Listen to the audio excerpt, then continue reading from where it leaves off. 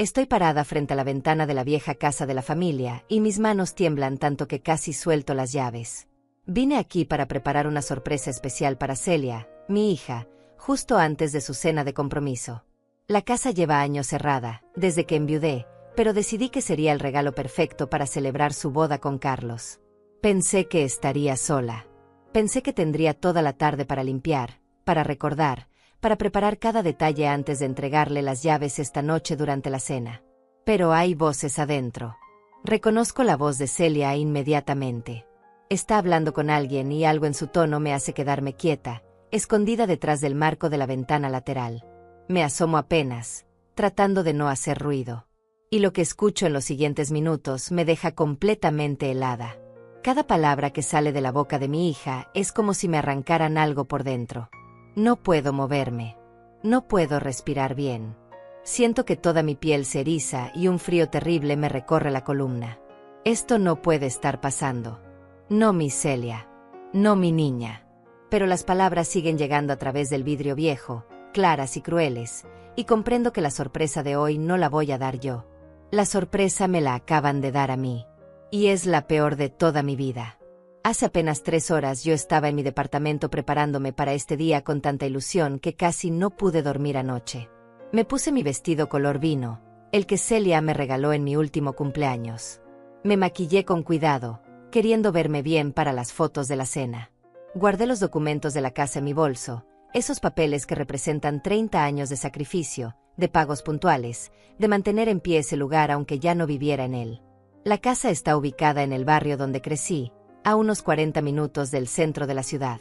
Es una construcción antigua pero sólida, con ese jardín al frente donde Celia jugaba cuando era pequeña. Desde que murió Roberto, mi esposo, no he tenido fuerzas para volver mucho por aquí. Duele demasiado. Cada rincón me recuerda cuando éramos 3, cuando la vida parecía tener sentido completo. Roberto falleció hace 18 años de un infarto fulminante. Tenía apenas 52 años. Un día estaba riendo en la mesa del desayuno y al siguiente ya no estaba. Celia tenía 20 años entonces. Estaba en la universidad estudiando administración.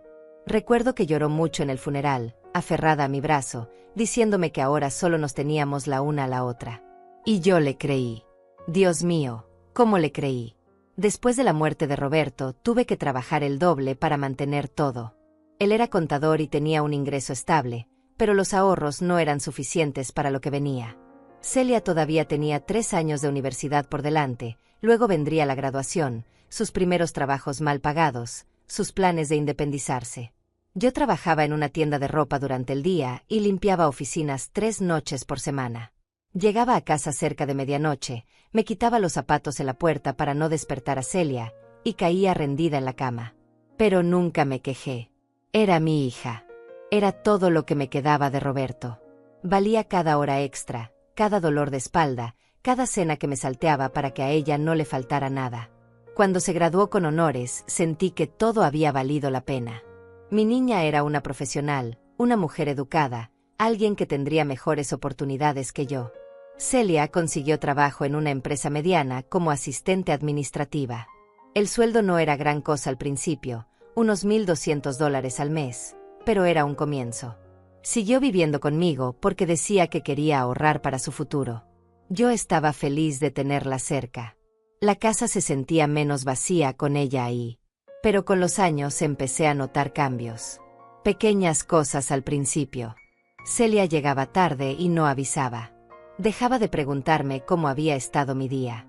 Cuando yo hablaba parecía estar pensando en otra cosa, mirando su teléfono, respondiéndome con monosílabos.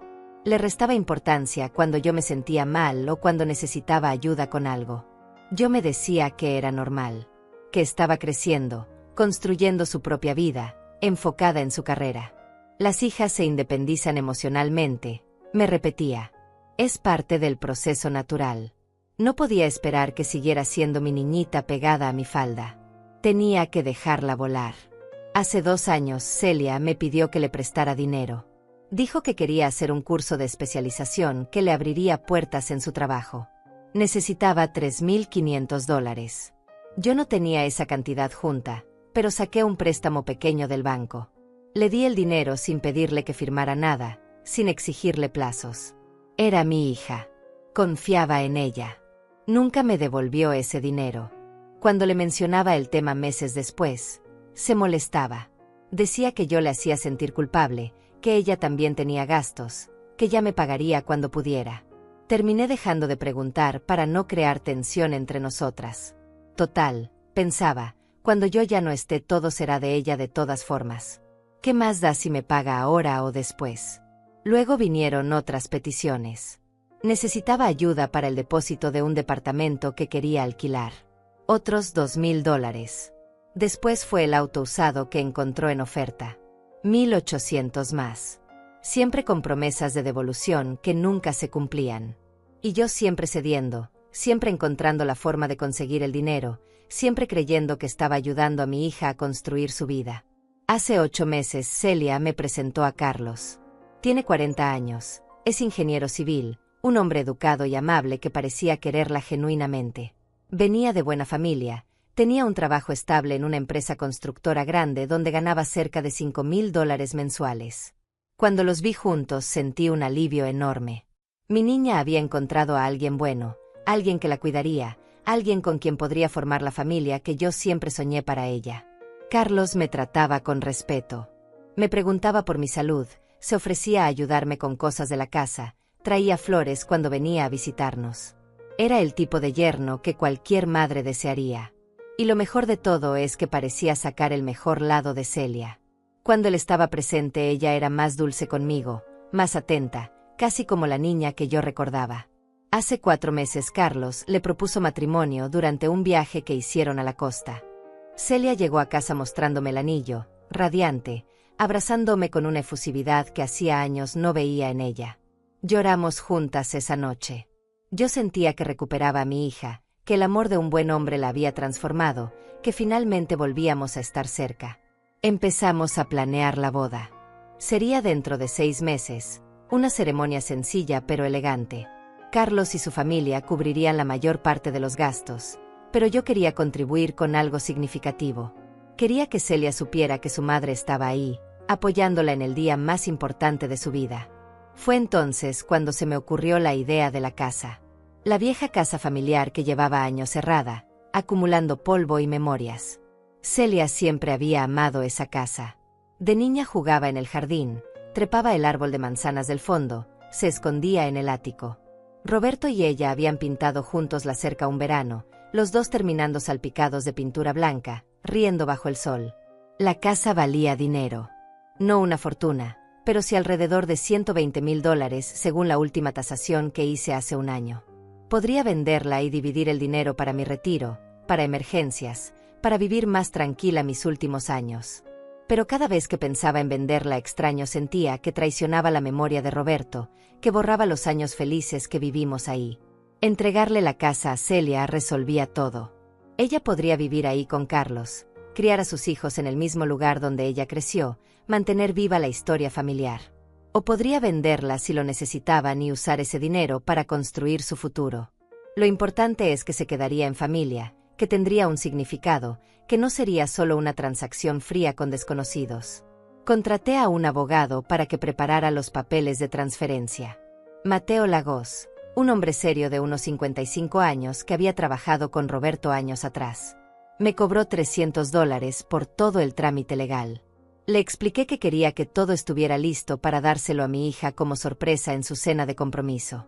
Mateo me miró con expresión preocupada cuando le conté mi plan. Se quitó los lentes y los limpió despacio antes de hablar. Me dijo que era una decisión muy generosa, pero que debía pensarla bien.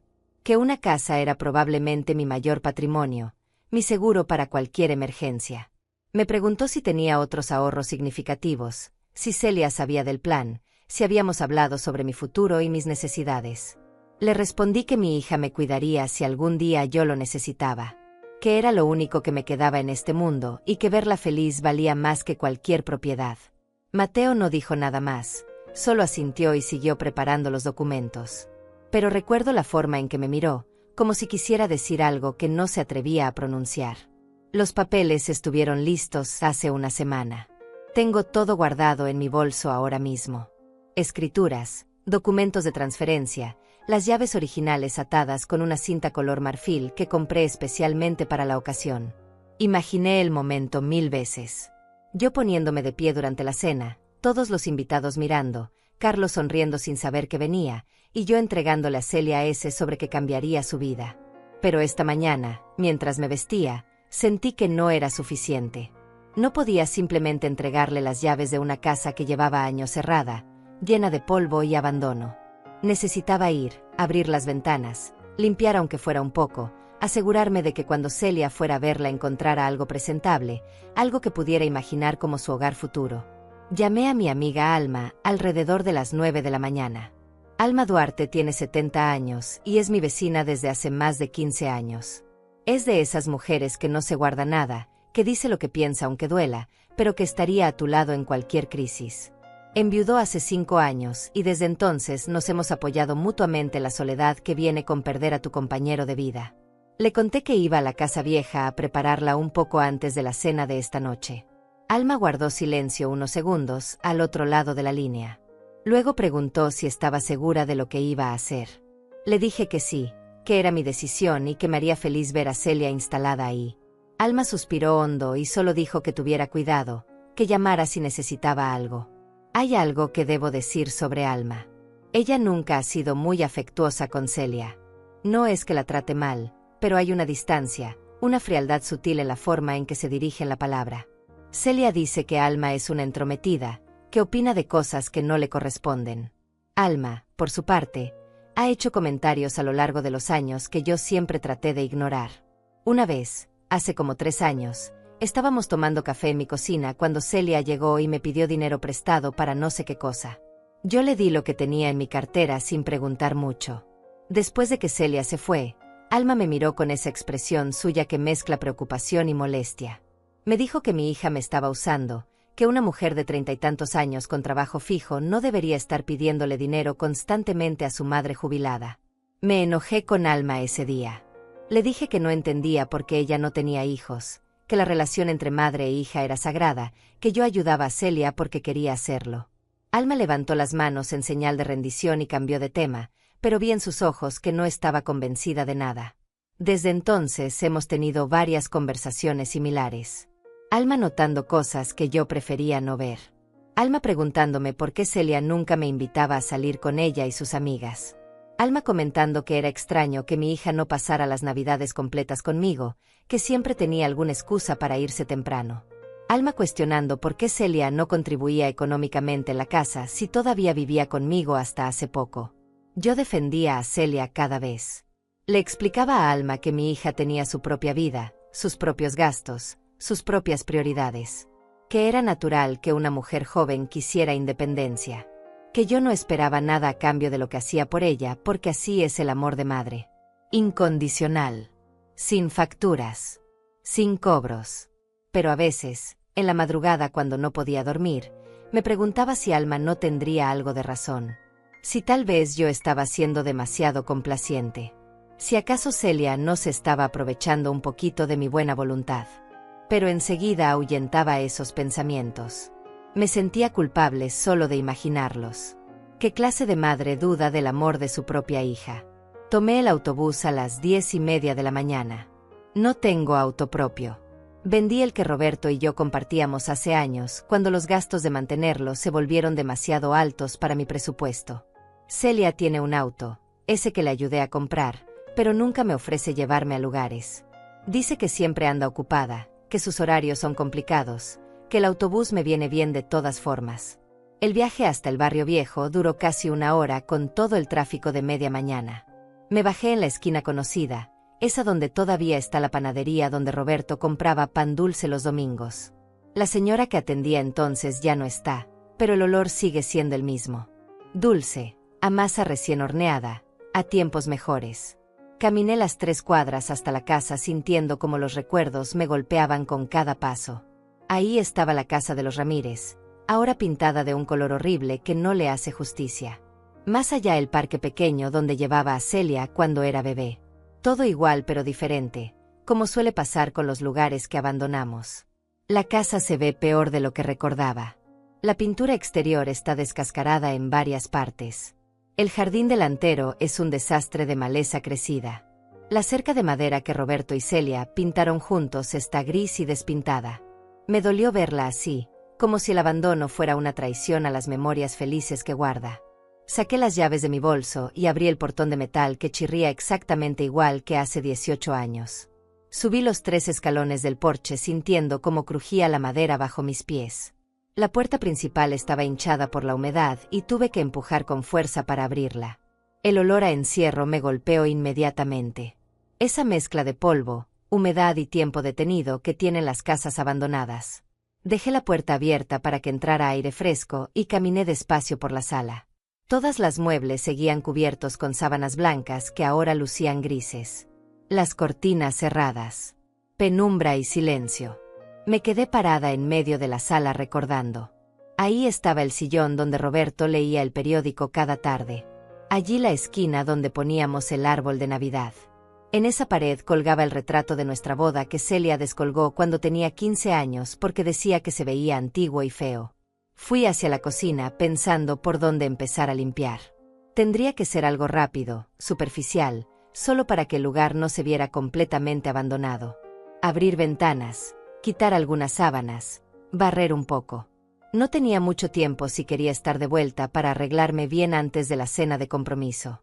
Fue entonces cuando escuché el auto. Un motor deteniéndose frente a la casa. Pasos. Voces. Mi corazón dio un salto extraño. No esperaba a nadie. Nadie sabía que yo vendría aquí hoy. Me quedé paralizada en la cocina sin saber si salir a ver quién era o esperar.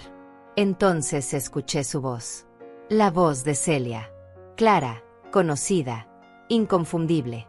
Estaba hablando con alguien, otra mujer, mientras subían los escalones del porche. Reían de algo. Escuché la puerta principal abrirse completamente, pasos entrando a la sala. Por un instante pensé en salir y saludarlas, en preguntarle a Celia qué hacía aquí.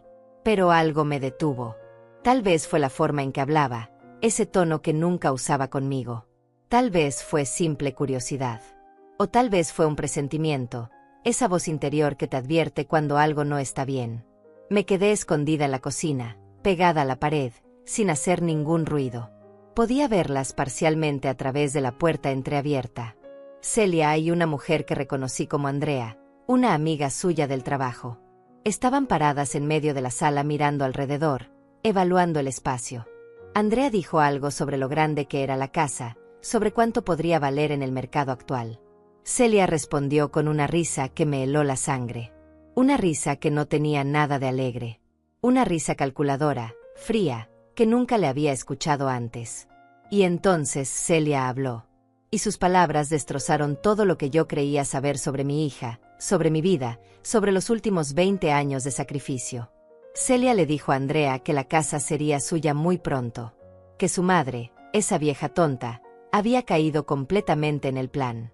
Usó esas palabras exactas. Vieja tonta. Como si estuviera hablando de una desconocida y no de la mujer que le dio la vida, que la crió sola después de perder a su padre, que trabajó hasta la extenuación para que nunca le faltara nada. Andrea preguntó cómo había logrado convencerme. Celia volvió a reír con esa risa horrible que no le conocía. Dijo que había sido más fácil de lo esperado. Que solo tuvo que actuar un poco más cariñosa las últimas semanas, fingir emoción por la boda, incluirme en algunos planes sin importancia. Que yo estaba tan desesperada por sentirme querida que me tragué cada migaja de atención que me lanzó. Me apoyé contra la pared de la cocina sintiendo que las piernas no me sostenían. El corazón me latía tan fuerte que pensé que me escucharían. Pero seguían hablando, ajenas a mi presencia a pocos metros de distancia. Andrea comentó algo sobre Carlos, sobre si él sabía del plan. Celia soltó una carcajada despectiva. Dijo que Carlos no sabía nada, que era un idiota buenazo que creía en el amor verdadero y todas esas tonterías. Que lo estaba usando tanto como a mí, pero de manera diferente. Él le daba estabilidad económica, un estatus social respetable, acceso a círculos que ella sola no podría alcanzar. Pero que jamás lo había amado realmente. Sentí náuseas escuchando eso. Carlos era un buen hombre. No merecía ser manipulado así. Pero lo peor aún estaba por venir. Andrea preguntó qué pensaba hacer conmigo después de la boda. Hubo un silencio breve que se sintió eterno. Luego Celia habló con una frialdad que jamás olvidaré mientras viva. Dijo que el plan era sencillo. Primero conseguir la casa, que según sus cálculos yo le entregaría esta misma noche durante la cena de compromiso como gran sorpresa maternal. Ella ya sabía de mis intenciones porque había revisado mis papeles hace semanas cuando fui al baño y dejé mi bolso abierto en la mesa. Encontró los documentos que Mateo preparó, leyó todo, y supo exactamente qué esperar. Luego, después de casarse y tener la casa asegurada legalmente a su nombre, vendría la segunda fase. Convencer a Carlos de que yo estaba empezando a mostrar signos de deterioro mental. Pequeñas cosas al principio. Olvidos. Confusión. Comportamientos extraños. Ella se encargaría de sembrar esas ideas en la mente de su futuro esposo durante los primeros meses de matrimonio. Andrea preguntó si yo realmente tenía problemas de memoria. Celia dijo que no, que yo estaba perfectamente lúcida, pero que eso no importaba. Que era fácil hacer ver a alguien como senil si planeabas las situaciones correctamente. Esconder objetos y luego preguntar por ellos. Cambiar citas acordadas y luego decir que yo las había confundido. Comentarle a Carlos con preocupación fingida que yo repetía las mismas historias varias veces. El objetivo final era internarme en un asilo. Uno de esos lugares baratos donde te guardan y te olvidan. Celia calculaba que con lo que le costaba mantenerme podría ahorrar cerca de $1,200 mensuales. Además, una vez que yo estuviera internada y declarada incapaz mentalmente, ella podría tomar control total de mis finanzas restantes. Mi pensión de viuda, que eran unos $800 al mes, pasarían directamente a ella como mi tutora legal. Andrea silbó impresionada. Dijo que Celia lo tenía todo calculado. Mi hija respondió que por supuesto que sí, que había estado planeando esto durante años. Que estar cerca de mí todo este tiempo había sido una estrategia, no un acto de amor filial. Que cada vez que me pidió dinero prestado sin devolverlo estaba probando hasta dónde podía llegar, cuánto podía sacarme. Mencionó entonces algo que me partió en pedazos. Dijo que después de la muerte de su padre se dio cuenta de que yo era débil, manipulable, demasiado necesitada de afecto. Que fue fácil convertirse en mi único centro de vida, en mi razón de existir, porque eso le daba poder absoluto sobre mí. Que una madre sola y viuda era el blanco perfecto para este tipo de manipulación a largo plazo. Andrea preguntó si no sentía nada de culpa. Si no le remordía la conciencia hacer esto a su propia madre. Hubo otra pausa.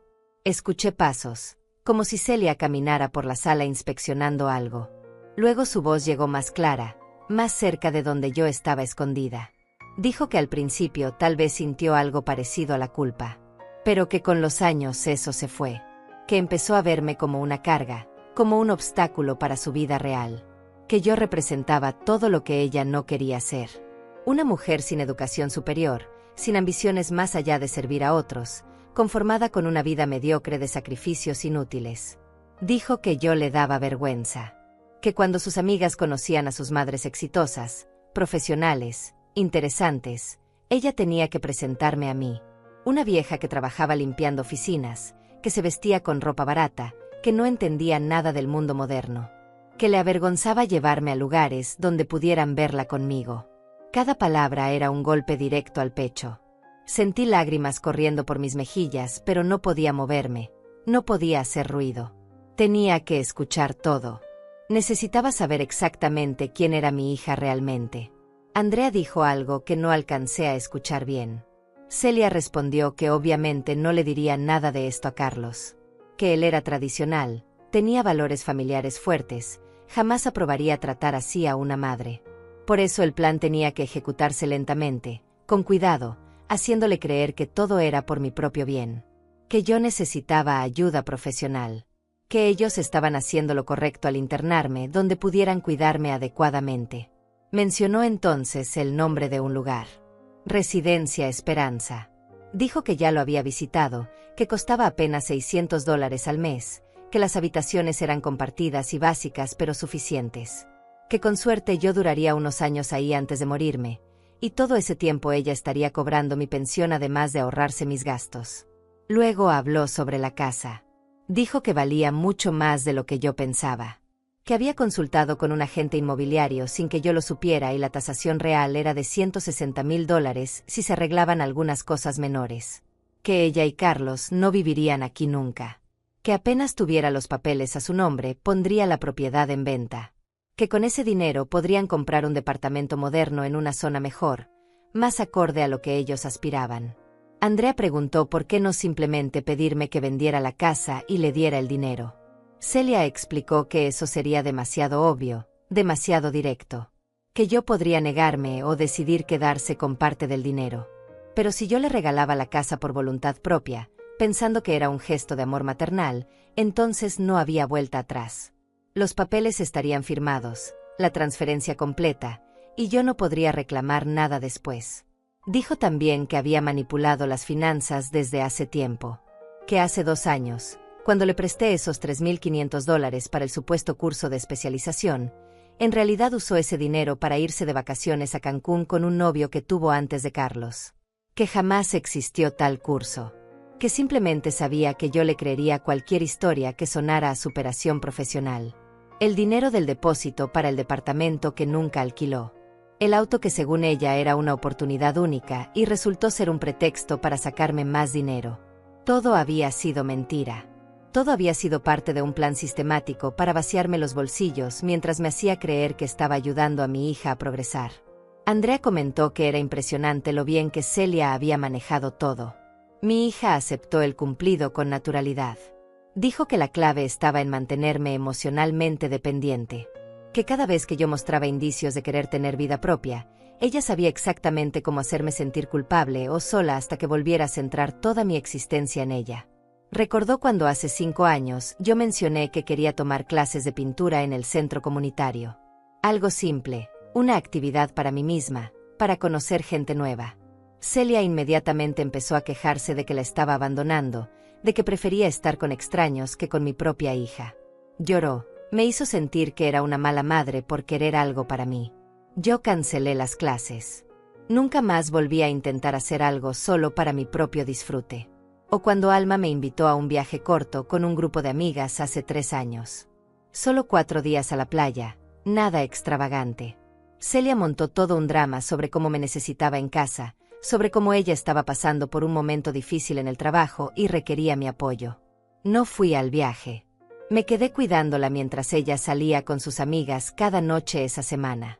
Celia le explicó a Andrea que aislarme había sido fundamental para su estrategia. Mientras menos vida social tuviera yo, menos personas habría que pudieran cuestionar su versión de los hechos cuando llegara el momento de internarme. Por eso siempre ponía mala cara cuando Alma venía a visitarme. Por eso hacía comentarios despectivos sobre las pocas amigas que me quedaban del barrio viejo.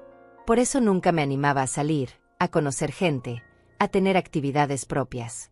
Andrea preguntó si yo no sospechaba nada. Celia rió otra vez con esa risa que ya no reconocía como de mi hija. Dijo que yo era demasiado ingenua, demasiado desesperada por creer que ella me amaba. Que las madres como yo eran las víctimas perfectas porque preferían vivir en la negación antes que aceptar que sus hijos no las querían. Mencionó que había momentos en que veía la duda en mis ojos. Cuando le pedía dinero y yo tardaba un segundo más en sacar la billetera. Cuando ella cancelaba planes conmigo a último minuto y yo abría la boca como para protestar. Pero que siempre encontraba la forma de redirigir mi atención, de hacerme sentir culpable por dudar de ella, de recordarme que yo era su madre y las madres no ponían condiciones a su amor. Escuché a Andrea moverse por la sala. Sus pasos se acercaron peligrosamente a la cocina. Me pegué más contra la pared. Contuve la respiración. Ella asomó apenas la cabeza, miró superficialmente el espacio polvoriento y retrocedió. Comentó que necesitaba limpieza, pero que la estructura se veía sólida. Que era buen negocio lo que Celia estaba por conseguir. Mi hija estuvo de acuerdo. Dijo que esta noche, durante la cena de compromiso, yo haría mi gran entrada dramática. Que probablemente lloraría mientras le entregaba las llaves y los papeles. Que todos los invitados se conmoverían con la imagen de la madre abnegada regalándole su casa a la hija. Que Carlos la amaría aún más por tener una madre tan generosa. Que nadie sospecharía que detrás de ese gesto había años de manipulación calculada. Dijo que tendría que actuar sorprendida y emocionada. Que abrazarme y llorar también, hacer todo el teatro necesario para que el momento se viera auténtico. Que después, en privado, se reiría recordando mi cara de felicidad idiota mientras le entregaba $160,000 sin darme cuenta. Andrea preguntó cuándo pensaba vender la propiedad. Celia respondió que esperaría unos 3 o 4 meses después de la boda. Tiempo suficiente para que no pareciera sospechoso. Le diría a Carlos que habían pensado bien las cosas y que preferían vivir en algo más moderno. Que él no pondría objeciones porque el dinero serviría para comprar algo mejor. Que incluso podría convencerlo de que una parte de ese dinero se invirtiera en ampliar su negocio o en algo que lo beneficiara directamente. Luego volvieron al tema de internarme. Celia explicó que comenzaría la campaña de desprestigio unos 6 meses después de casarse. Pequeños comentarios al principio. Que me había encontrado confundida en la calle. Que olvidé tomar mis medicamentos. Que repetí la misma historia 3 veces en una comida. Que dejé la estufa encendida. Inventaría situaciones, crearía evidencia falsa, convertiría mi vida en un expediente de incapacidad mental. Dijo que conocía a un médico que por el precio correcto podría hacer un informe favorable. Que calculaba gastar unos $1,500 en sobornos y trámites legales para conseguir la tutela completa sobre mí. Que era una inversión que se pagaría sola en menos de 2 meses, considerando todo lo que podría controlar de mis finanzas. Andrea comentó que sonaba como mucho trabajo. Celia respondió que lo valía. Que llevaba años soportando fingir que me quería, escuchar mis historias aburridas, aguantar mis consejos no solicitados, pretender que me respetaba. Que ya era hora de que todo ese esfuerzo le diera los frutos que merecía. Que esta casa y mi pensión eran solo el comienzo. Que eventualmente, cuando yo muriera, heredaría cualquier otra cosa que quedara. Mis pocos muebles, mis joyas baratas, incluso la póliza de seguro pequeña que Roberto dejó y que todavía pagaba mensualmente. No podía seguir escuchando. Sentí que me faltaba el aire. Las lágrimas corrían sin control por mi cara. Todo mi cuerpo temblaba. Tuve que morderme el labio para no soltar un sollozo que me hubiera delatado. Era demasiado. Era insoportable. Cada palabra confirmaba que los últimos 20 años de mi vida habían sido una mentira. Que el amor que yo sentía por mi hija era un sentimiento de un solo lado. Que ella nunca me había querido. Nunca. Escuché que se movían hacia la puerta. Celia dijo que ya había visto suficiente. Que tenía que volver a casa para arreglarse para la cena. Que esta noche marcaría el principio de su nueva vida, la vida que siempre había querido sin el peso muerto de una madre necesitada colgando de su cuello. Andrea hizo una última pregunta antes de salir.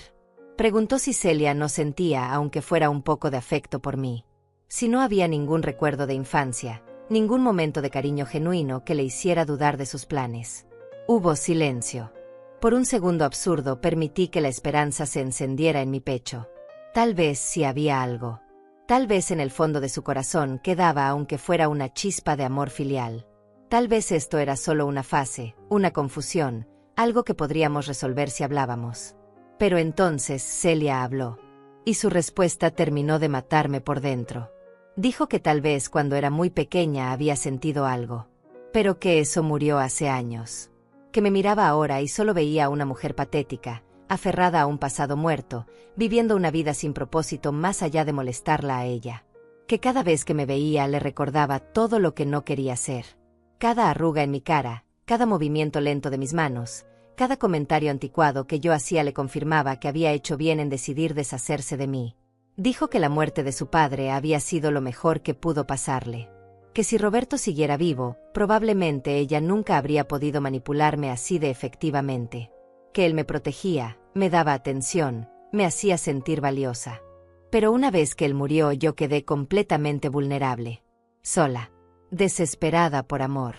Y esa desesperación era lo que Celia había explotado todos estos años. Escuché sus pasos bajando las escaleras del porche. El portón chirriando al cerrarse. El motor del auto encendiéndose. El sonido alejándose por la calle hasta desaparecer completamente. Me quedé paralizada contra la pared de la cocina. No sé cuánto tiempo pasó. Podrían haber sido minutos u horas. El sol se movía lentamente proyectando sombras largas por las ventanas sucias. El silencio de la casa abandonada me envolvía como una mortaja. Eventualmente mis piernas cedieron y me deslicé hasta quedar sentada en el piso frío. Abracé mis rodillas contra el pecho y finalmente dejé salir todo. Lloré como no lloraba desde el funeral de Roberto. Lloré por los años perdidos. Por el amor desperdiciado. Por la hija que nunca tuve realmente. Por la vida que sacrifiqué creyendo que construía algo hermoso cuando en realidad solo estaba alimentando un monstruo. Lloré por cada vez que me quedé sin comer para que ella tuviera más. Por cada noche que trabajé hasta el agotamiento. Por cada sueño propio que abandoné. Por cada momento de dolor que oculté para no preocuparla. Por cada abrazo que di sin recibir nada real a cambio. Por cada te quiero que pronuncié y que ella solo repitió como un eco vacío sin significado. Cuando finalmente no me quedaron más lágrimas, me quedé ahí sentada mirando la nada. La cocina donde Roberto y yo desayunábamos cada mañana. Donde Celia hacía sus tareas de la escuela mientras yo preparaba la cena. Donde celebramos cumpleaños, navidades, donde compartimos miles de comidas como familia. O al menos eso creí que estábamos haciendo. Ahora todo eso se sentía contaminado, falso, como una obra de teatro donde yo era la única que no sabía que estaba actuando. Miré el reloj. Eran casi las 4 de la tarde. La cena de compromiso estaba programada para las 7. En mi bolso, a pocos pasos de donde estaba sentada, llevaba los documentos de la casa. Las escrituras. Los papeles de transferencia perfectamente preparados por Mateo. Todo listo para entregarle a Celia exactamente lo que ella había planeado robarme disfrazado de regalo amoroso. Me puse de pie lentamente. Mis huesos crujieron. Me dolía todo el cuerpo como si me hubieran golpeado físicamente. Caminé hacia el baño pequeño que había al lado de la cocina. Me miré en el espejo manchado y casi no reconocí a la mujer que me devolvió la mirada. Tenía los ojos hinchados y rojos. El maquillaje corrido por las lágrimas formaba líneas oscuras en mis mejillas. Mi vestido color vino, el que Celia me había regalado y que yo había elegido con tanto cuidado para esta noche especial, ahora se veía arrugado y triste. Me vi vieja, cansada, destrozada. Exactamente como Celia me había descrito hace unos minutos. Una mujer patética aferrada a un pasado muerto. Abrí el grifo del lavabo. El agua salió marrón al principio por las tuberías sin uso, luego se aclaró. Me lavé la cara con movimientos lentos, casi mecánicos. El agua fría me ayudó a recuperar algo de claridad mental. Me sequé con la manga del vestido porque no había toallas.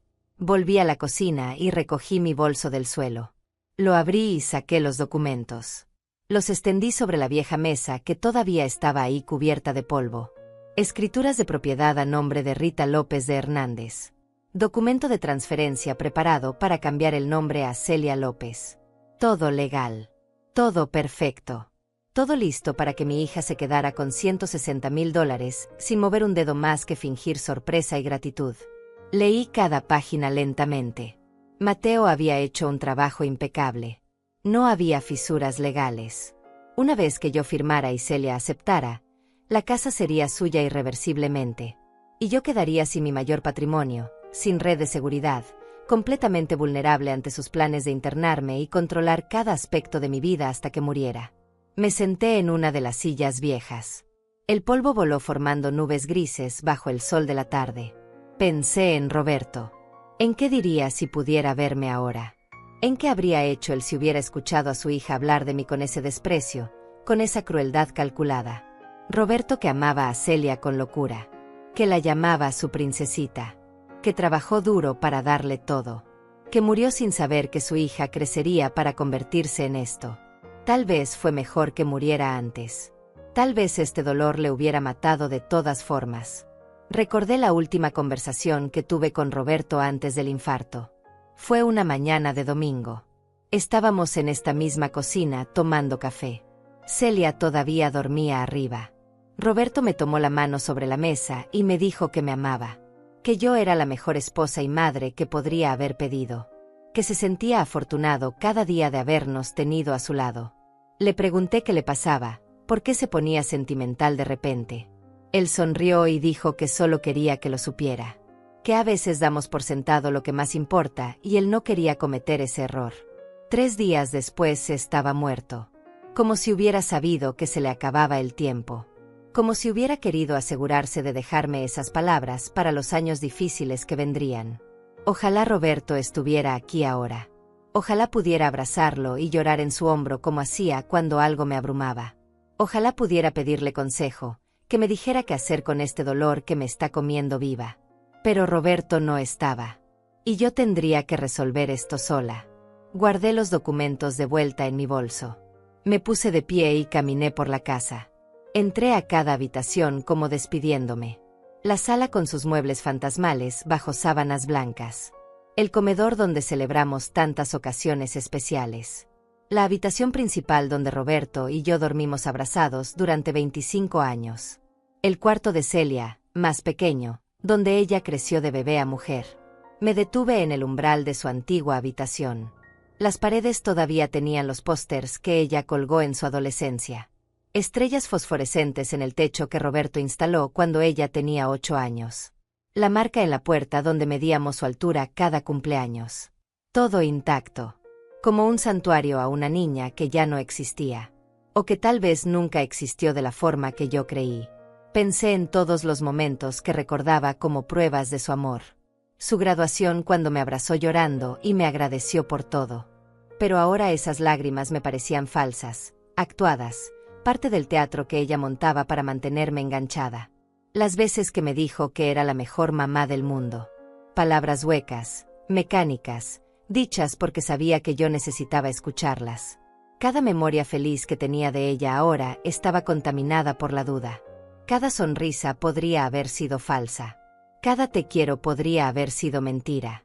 Cada gesto de cariño podría haber sido calculado para mantenerme donde ella me quería. Dócil, complaciente, útil. Una fuente inagotable de dinero, atención y sacrificio. Bajé las escaleras lentamente. Atravesé la sala hacia la salida. Antes de irme me detuve y miré hacia atrás una última vez. Esta casa había sido mi hogar durante los mejores años de mi vida. Aquí construí una familia. Aquí fui feliz. Aquí amé y fui amada. O al menos creí serlo. Ahora la casa se sentía como una tumba. Un recordatorio de todo lo que había perdido. Primero a Roberto. Luego, sin darme cuenta, a la hija que pensé que tenía pero que resultó ser solo una ilusión. Un espejismo que yo misma mantuve vivo porque la alternativa era demasiado dolorosa de considerar. Cerré la puerta principal y bajé los escalones del porche. El sol ya estaba bajo, tiñendo el cielo de naranjas y rosas. Pronto sería de noche. Pronto llegaría el momento de la cena de compromiso. Pronto Celia estaría esperando que yo hiciera mi gran entrada con las llaves y los documentos. Esperando que cayera en su trampa como la vieja tonta que ella creía que era. Caminé hacia la parada del autobús con pasos lentos. Mi mente trabajaba a toda velocidad a pesar del agotamiento emocional. Necesitaba pensar. Necesitaba decidir qué hacer. Necesitaba un plan. Podría no ir a la cena. Desaparecer. Dejar que Celia se preguntara dónde estaba. Pero eso no resolvería nada. Solo pospondría lo inevitable. Ella encontraría la forma de acercarse otra vez, de manipularme otra vez. Y yo seguiría siendo vulnerable. Podría confrontarla. Decirle que escuché todo. Gritarle en su cara que sé exactamente quién es y qué planea hacer. Pero eso solo la pondría en guardia. Negaría todo. Diría que estoy confundida, que malinterpreté, que estoy inventando cosas. Y Carlos le creería a ella. Todo el mundo le creería a ella.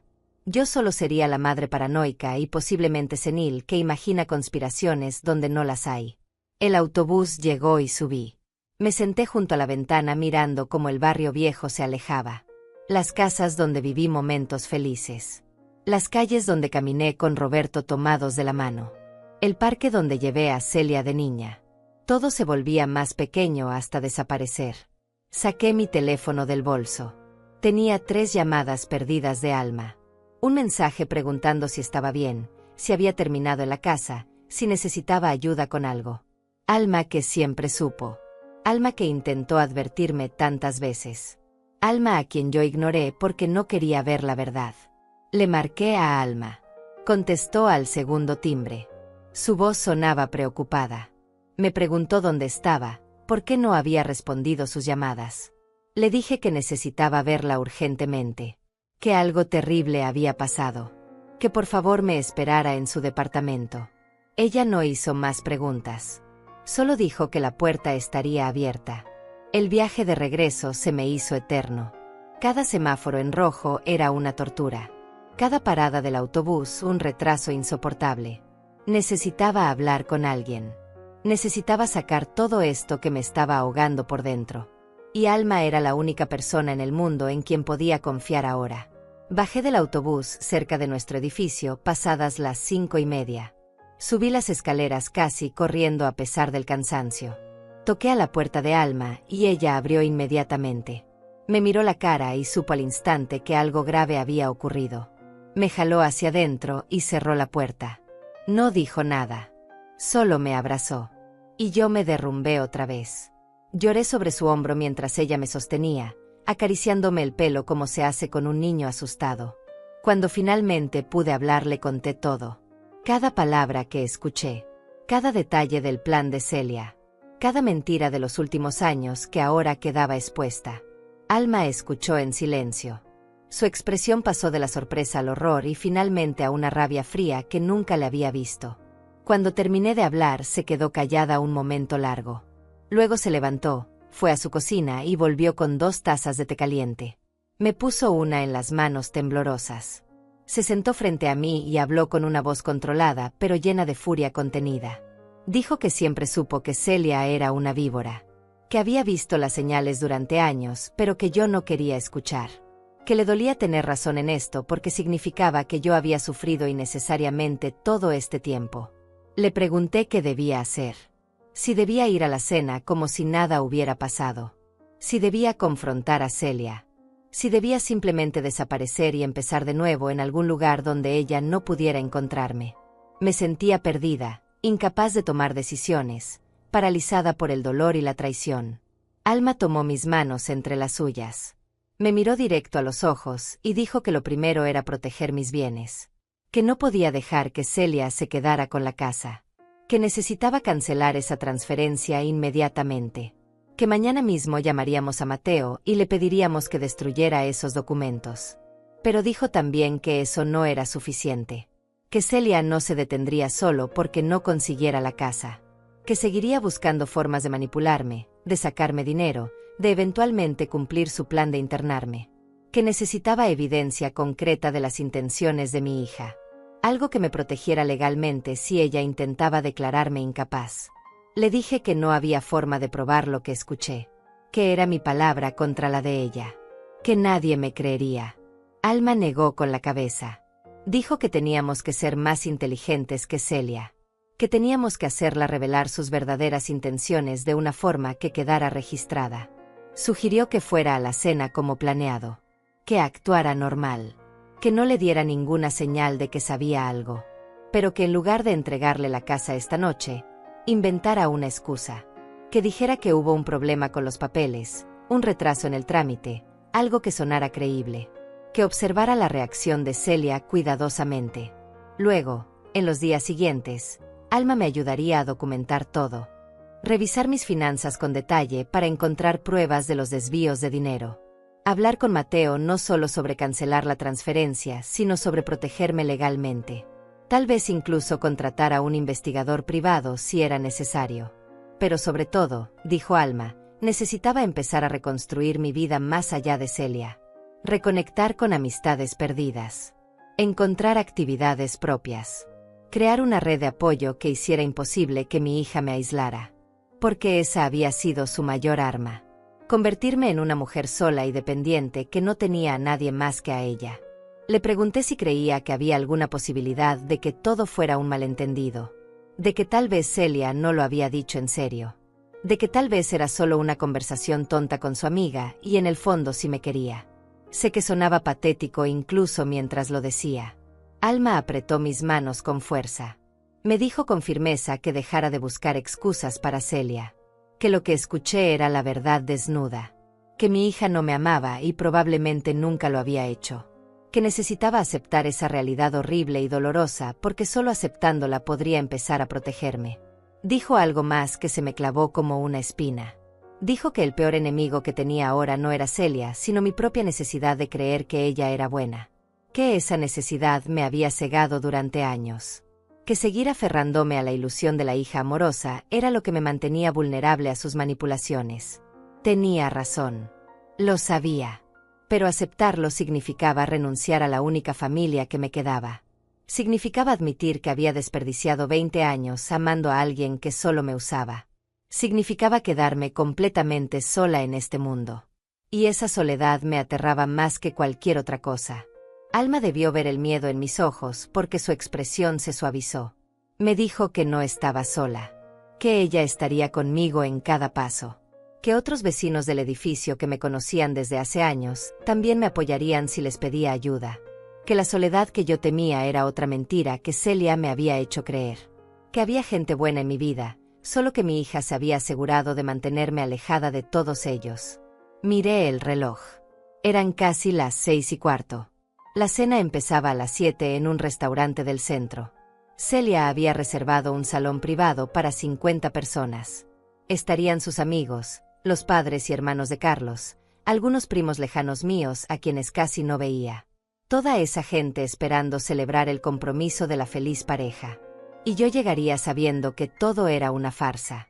Que el amor de mi hija era mentira.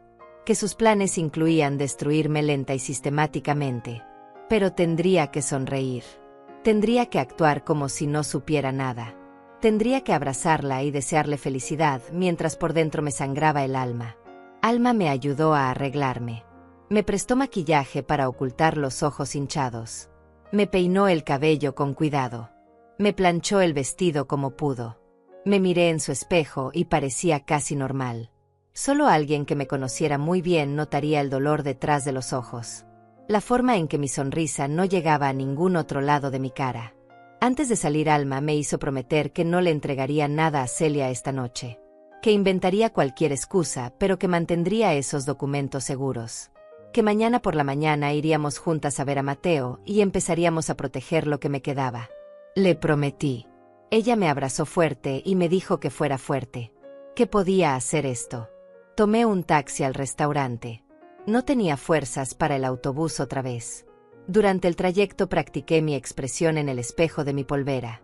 Sonrisa suave. Ojos brillantes. Madre feliz por la boda de su hija. Una actuación tan falsa como la que Celia había estado dando durante años. La diferencia era que yo actuaba para sobrevivir. Ella lo hacía por pura maldad. Llegué al restaurante a las 7:05. Era un lugar elegante con manteles blancos y candelabros en cada mesa. El salón privado estaba en el segundo piso. Subí las escaleras sintiendo que cada paso me pesaba como si cargara piedras en los zapatos. Escuchaba las voces alegres de la gente que ya había llegado. Risas. Música suave de fondo. El tintineo de copas brindando. Respiré hondo antes de entrar. Coloqué la sonrisa ensayada en mi cara. Empujé la puerta y entré al salón. El lugar se veía hermoso. Globos blancos y dorados decoraban las esquinas. Una mesa larga estaba dispuesta con elegancia. Flores frescas en el centro. Todo perfecto. Todo festivo. Carlos estaba cerca de la entrada hablando con sus padres. Me vio entrar y se acercó inmediatamente con esa sonrisa cálida que siempre tenía para mí. Me saludó con un beso en la mejilla.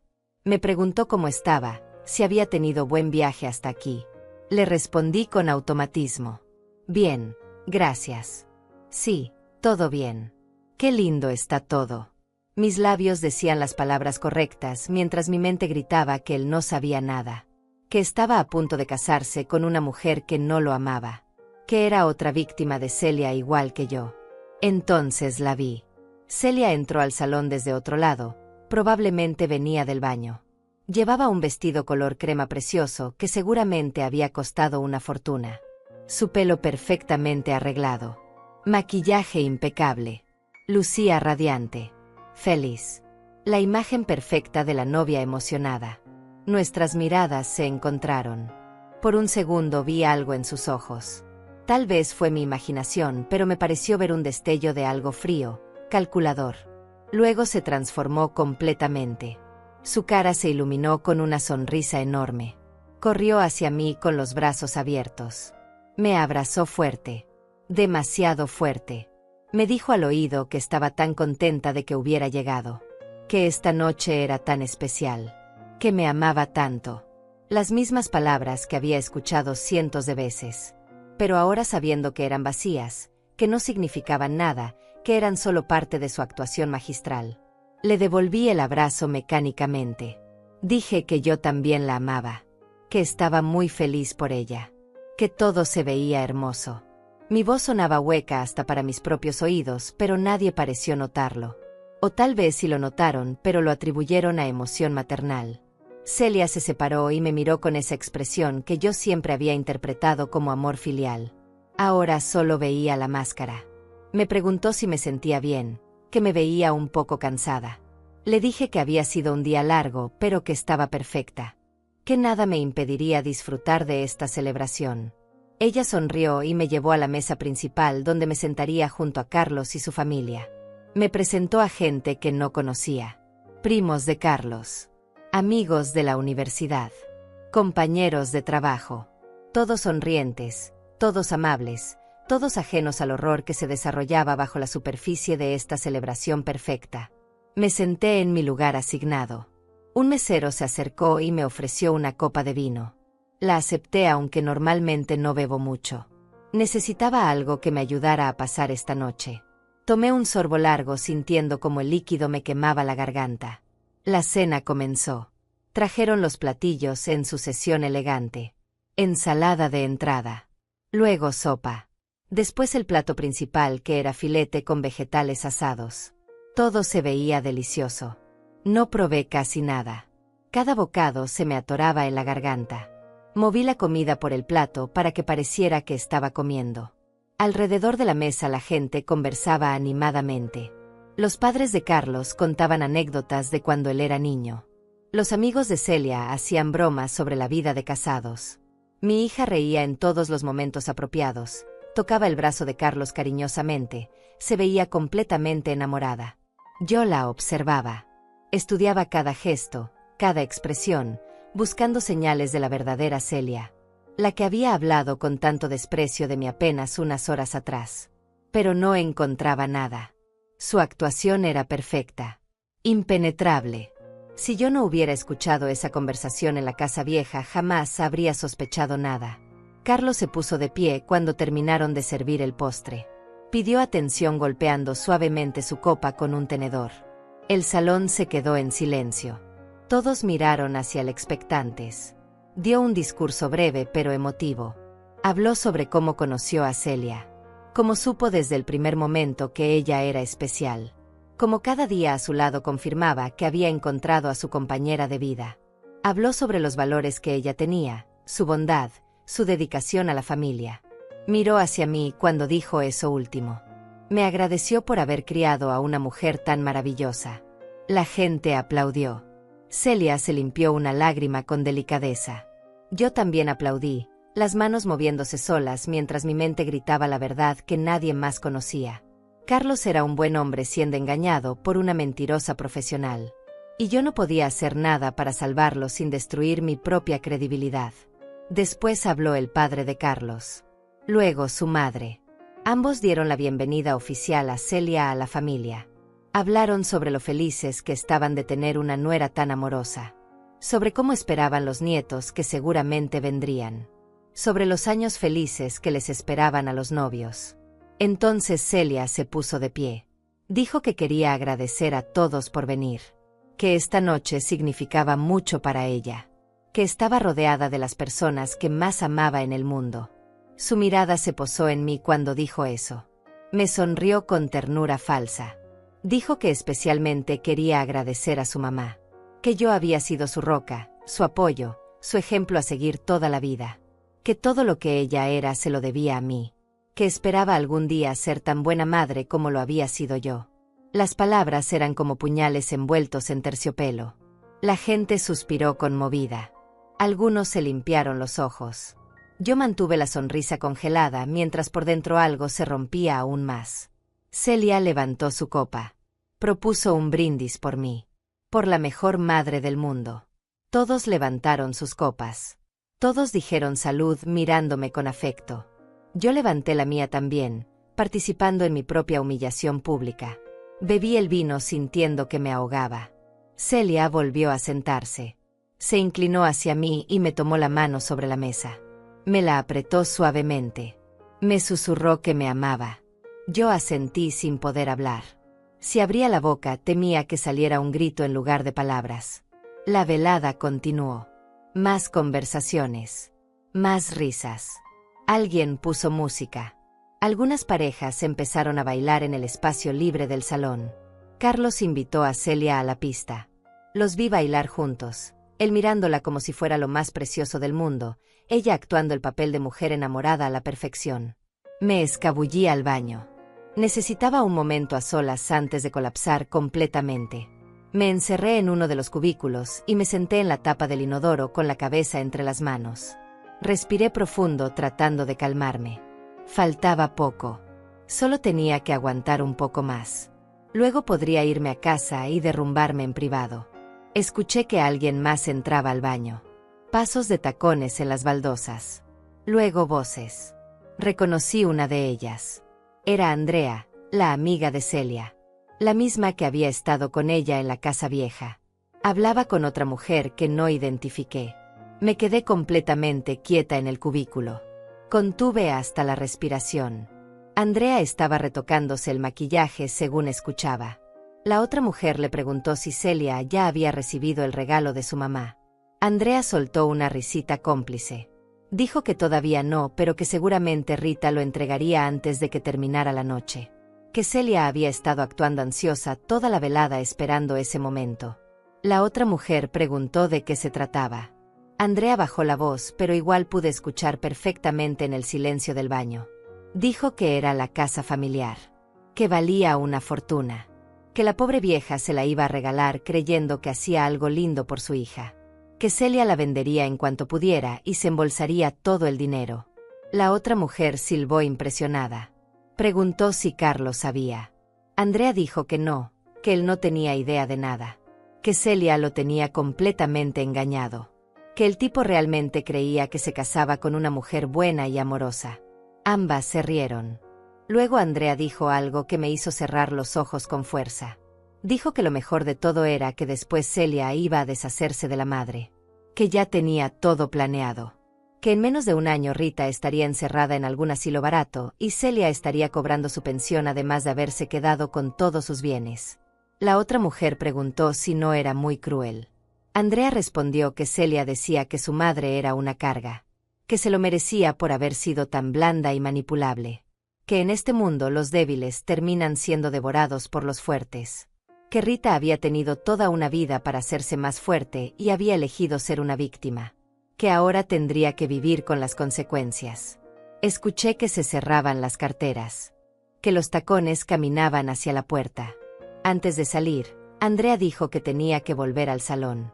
Que Celia probablemente la estaba buscando. Que no podía perderse el momento en que la vieja entregara la casa. Que sería un espectáculo digno de ver. La puerta se cerró. Me quedé sola otra vez. Las palabras de Andrea resonaban en mi cabeza. Vieja tonta. Débil. Víctima. Carga. Cada insulto era como un latigazo. Pero debajo de la humillación sentí algo más empezar a crecer. Algo que no había sentido en horas. Rabia. No la rabia explosiva e incontrolable, sino algo frío y claro. Una decisión tomando forma en mi mente. Celia creía que yo era débil. Que era manipulable. Que caería en su trampa sin resistencia. Ella y sus amigas me veían como algo patético, algo de lo que reírse, algo que se podía usar y descartar sin consecuencias. Pero estaban equivocadas. Yo no era débil. Había sobrevivido a la muerte de mi esposo. Había criado sola a una hija. Había trabajado durante años en empleos agotadores. Había soportado dolor y soledad y seguía de pie. Lo que ellas confundían con debilidad era bondad. Y bondad no significaba ser tonta. Salí del cubículo. Me miré en el espejo del baño.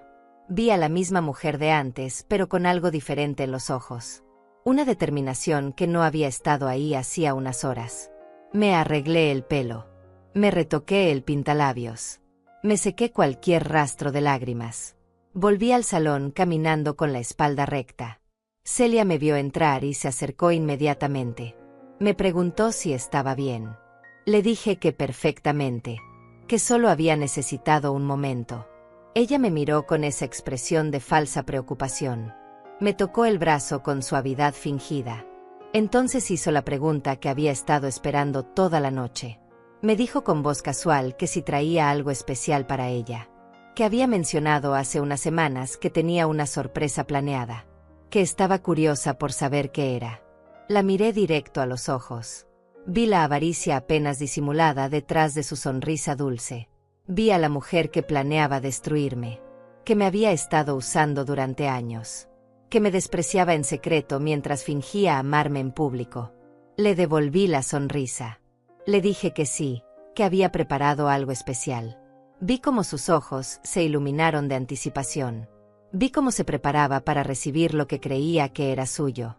Vi la victoria en su expresión antes de tiempo. Pero entonces le dije que lamentablemente había surgido un problema de último minuto, que el abogado me había llamado esa tarde informándome de un inconveniente con los papeles. Algo relacionado con trámites municipales que no estaban completos, que tendría que esperar unas semanas más hasta que todo estuviera en orden. Vi cómo su expresión cambiaba. La sonrisa se congelaba. Los ojos se endurecían por una fracción de segundo antes de que recuperara el control.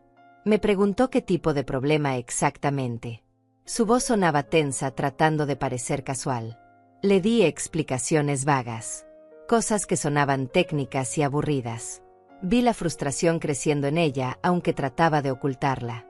Finalmente dijo que no importaba, que lo importante era que estuviéramos juntas celebrando. Pero su abrazo cuando me jaló hacia ella era mecánico, falso incluso para sus estándares. El resto de la velada Celia estuvo diferente, más tensa, menos convincente en su actuación. La vi hablando en un rincón con Andrea. Las dos me miraron. Andrea le dijo algo al oído. Celia negó con la cabeza irritada. Carlos notó el cambio de humor de su prometida. Le preguntó si algo andaba mal. Ella le dijo que estaba cansada, que había sido un día muy largo. Él fue comprensivo como siempre. Le sugirió que si quería podían terminar la velada más temprano. Ella aceptó con alivio evidente. La fiesta empezó a disolverse alrededor de las 10:30. La gente se despedía. Me agradecían por haber venido. Me decían lo linda que se veía la pareja, lo felices que serían juntos. Yo asentía y sonreía mientras planeaba mis siguientes pasos. Celia se acercó para despedirse. Me dio un beso frío en la mejilla. Me dijo que me llamaría mañana para ver cómo seguía lo de los papeles, que quería ayudar con lo que hiciera falta para resolver el problema, que después de todo era algo importante para ambas. Le dije que no se preocupara, que yo me encargaría de todo, que solo tenía que concentrarse en los preparativos de su boda. Ella insistió. Dijo que no era molestia, que tal vez podríamos ir juntas a ver al abogado, que 4 ojos ven más que 2.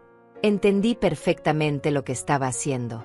Quería asegurarse de que yo no cambiara de opinión. Quería estar presente en cada paso del proceso para garantizar que la casa terminara en sus manos. Pero ahora que conocía sus verdaderas intenciones, podía ver cada movimiento con claridad. Le dije firmemente que no era necesario, que Mateo era muy competente y que ya habíamos hablado sobre cómo proceder, que en unas semanas todo estaría resuelto y entonces sí podríamos celebrar apropiadamente. Vi el flash de frustración en sus ojos otra vez. Salí del restaurante sola. Tomé un taxi de vuelta a casa. Durante el trayecto llamé a Alma. Le conté brevemente cómo había ido la noche, que no le había entregado nada a Celia, que había visto su reacción cuando inventé la excusa, que ahora estaba segura más allá de cualquier duda de que todo lo que escuché era verdad. Alma me dijo que había hecho bien, que mañana temprano iríamos juntas a ver a Mateo, que empezaríamos a tomar medidas reales para protegerme, que esto apenas comenzaba pero que íbamos por buen camino. Llegué a mi departamento cerca de las 11 de la noche. Me quité el vestido color vino y lo doblé con cuidado. Probablemente nunca volvería a usarlo. Estaba contaminado con los recuerdos de esta noche horrible. Me puse el camisón y me senté en la cama. Saqué mi teléfono y busqué el número de Mateo en mis contactos.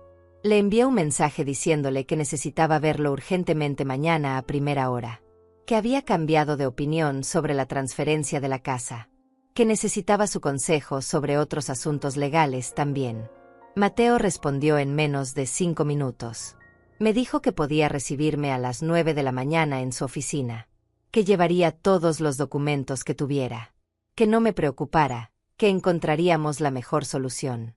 No pude dormir esa noche.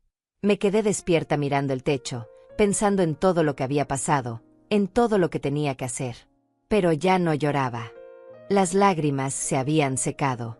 En su lugar había algo más sólido. Un propósito. A las 8 de la mañana siguiente, Alma tocó a mi puerta. Traía café y pan dulce de la panadería de la esquina. Desayunamos juntas en silencio cómodo. Ella sabía que no necesitaba palabras en ese momento. Solo su presencia era suficiente.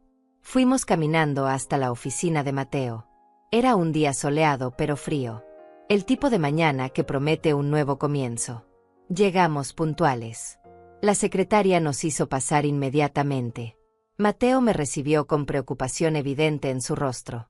Le conté todo. Cada detalle de lo que había escuchado en la casa vieja. Lo que Andrea dijo en el baño del restaurante. Los años de manipulación financiera. El plan completo para internarme y quedarse con todo. Él escuchó sin interrumpir, tomando notas en una libreta. Cuando terminé se recostó en su silla y dejó escapar un suspiro largo. Me dijo que lamentaba mucho lo que estaba pasando. Que él había tenido dudas cuando le pedí preparar la transferencia, pero que no era su lugar cuestionar mis decisiones. Le pregunté qué podía hacer. Mateo dijo que lo primero era proteger mis activos inmediatamente. Cancelaría los documentos de transferencia de la casa. Pero además me sugirió algo más. Hacer un testamento claro que especificara exactamente qué pasaría con mis bienes si algo me ocurría. Y más importante aún, nombrar a alguien de confianza como apoderado legal en caso de que alguien intentara declararme incapaz.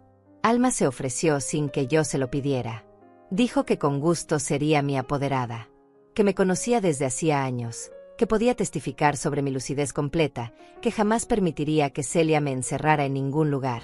Mateo preparó los documentos ahí mismo. Un testamento dejando la casa a una fundación de caridad después de mi muerte. Mi pensión cesaría conmigo, así que Celia no podría reclamar nada de eso. Los pocos ahorros que me quedaban también irían a instituciones benéficas. Firmé todo sintiéndome extrañamente liberada.